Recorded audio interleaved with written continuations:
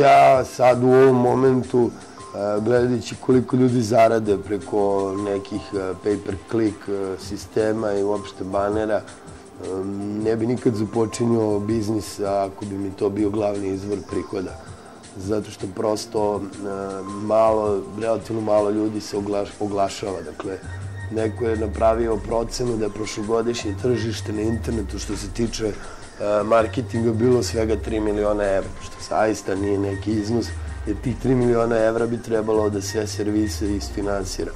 Ja bih mu savjetovao da napravi neki servis koji će ili biti ceo da se plaća ili će deo tog servisa da se plaća. Mislim, sad su fenomenalni, zadnje 2 godine imamo Internet Payment Gateway banke Inteza, koju mi koristimo, koji inače funkcioniše odlično. Primaju Master, Maestro, Visa kartice, tako da svaka naplata može da se izvede. Ali jedan internet preduzetnik u ovom momentu najviše gubi vremena sa propisima, odnosno sa knjigovodstvenim obavezama. Mislim da treba da se pojednostavi samo poslovanje. Mislim da je to sad u ovom momentu nešto što najviše guši naše preduzetnike.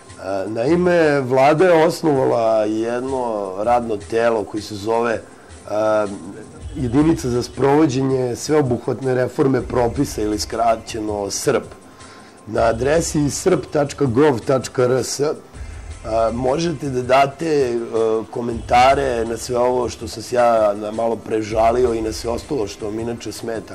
Čisto radi vaše informacije. Ta agencija ima zadatak da identifikuje sva regulatorna tela na republičkom nivou i sve propise koji imaju uticaje na treća lica.